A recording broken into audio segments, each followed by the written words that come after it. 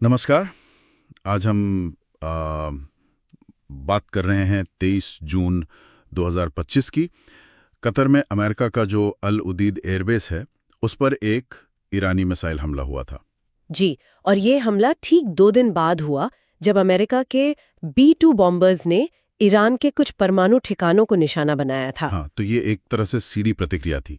आज हम इन्हीं घटनाओं से जुड़े जो स्रोत हैं उनको खंगाल रहे हैं। बिल्कुल। कोशिश ये समझने की है कि हुआ क्या था, कैसे हुआ और इसके मायने क्या निकलते हैं। सोचिए, मतलब मिडल ईस्ट में अमेरिका का सबसे बड़ा मिलिट्री अड्डा और उस पर मिसाइलें गिर रही हैं।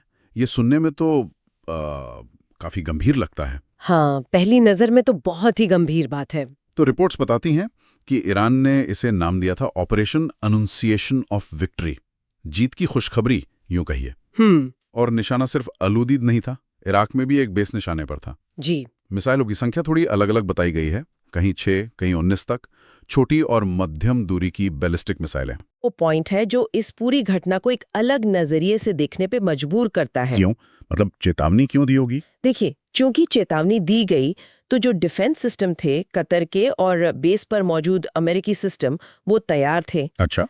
नतीजा ये हुआ कि रिपोर्ट्स के मुताबिक लगभग सारी मिसाइलें हवा में ही रोक दी गईं, इंटरसेप्ट कर ली गईं। ओ, सारी की सारी लगभग सारी। कुछ रिपोर्ट्स कहते हैं कि शायद एक मिसाइल बेस पर गिरी, लेकिन किसी बड़े नुकसान या किसी के घायल होने की कोई पुष्टि नहीं हुई है।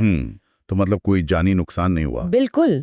और ये पहले से बताना और फिर लगभग 0 कैजुअल्टी होना ये इशारा करता है कि शायद मकसद तबाही मचाना या जंग छेड़ना नहीं था। तो फिर क्या था? सिर्फ एक जवाब देना? लगता तो यही है।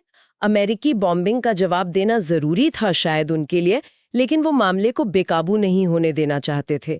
एक तरह का सधा हुआ कदम यूं कहिए। और इस पर जो प्रतिक्रियाएं आईं वो भी कहानी का हिस्सा हैं। कतर ने तो इसे सीधे सीधे अपनी संप्रभुता का उल्लंघन का, ढीठ आक्रामकता का। जाहिर है किसी भी देश के लिए ये अस्वीकार्य होगा। उधर ईरान के जो रिवोल्यूशनरी गार्ड्स हैं उन्होंने कहा कि ये सोची समझी राजनीतिक प्रतिक्रिया थी। साफ कहा कि तनाव बढ़ाना मकसद नहीं था। राजनीतिक प्रतिक्रिया। हाँ, और साथ में धमकी भी जोड़ दी कि अगर अमेरिका की तरफ से आक्रामकता जारी रही तो और हमले भी हो सकते हैं। तो मतलब एक तरह से संदेश भी और चेतावनी भी। बिल्कुल। और दूसरी तरफ अमेरिका का रुख देखिए। राष्ट्रपति ट्रंप समेत उन्होंने हमले को बहुत कमजोर बताकर ज्यादा तवज्जो नहीं दी। हाँ, उसे ज्यादातर प्रतीकात्मक ही माना गया। फौरी तौर पर कोई बड़ी ब्रिटी कार्रवाई का ऐलान नहीं हुआ।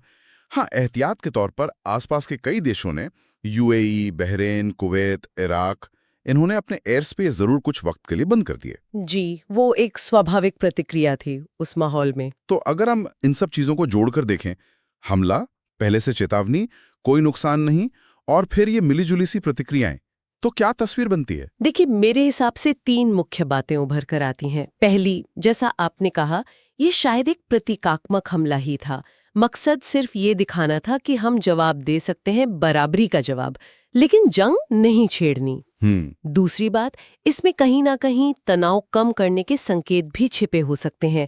ईरान का पहले बता देना और फिर अमेरिका का भी इसे बहुत ज्यादा तूल न देना और कतर का सधा हुआ बयान, शायद पर्दे के पीछे तनाव को कंट्रोल करने की कोशिशें चल रही थी। अच्छा, ये भी एक पहलू है। और तीसरी बात है क्षेत्रीय असर। इस घटना ने एक बार फिर दिखा दिया कि ये इलाका कितना नाजुक है।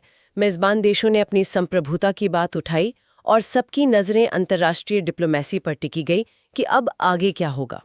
तो अगर हम इसे समेटें, अमेरिका ने बमबारी की, ईरान ने जवाब में मिसाइलें दागी, लेकिन पहले बता दिया लगभग सारी मिसाइलें रोकी गईं, कोई हताहत नहीं हुआ। जी। ईरान और अमेरिका दोनों ने इसे एक तरह का नापातोला संदेश बताया, जबकि पड़ोसी देशों ने निंदा की और सावधानी बरती। बिल्कुल सही। और ये पूरी घटना ना एक बहुत ही दिलचस्प सवाल छोड़ जाती है। क्या? कि जब 2 दुश्मन ताकतें इस तरह खुलेआम पहले से बताकर एक तरह की सैन्य कार्रवाई करें जिसमें असल नुकसान न हो, और फिर दोनों ही उसे प्रतीकात्मक कहें, तो क्या ये भविष्य में इस क्षेत्र में या शायद कहीं और भी विरोधियों के बीच एक दूसरे को संकेत देने या अपनी बात रखने का कोई नया तरीका बन रहा है? मतलब क्या ये नियम बन सकते हैं इस तरह के टकराव के? ये सोचने वाली बात है।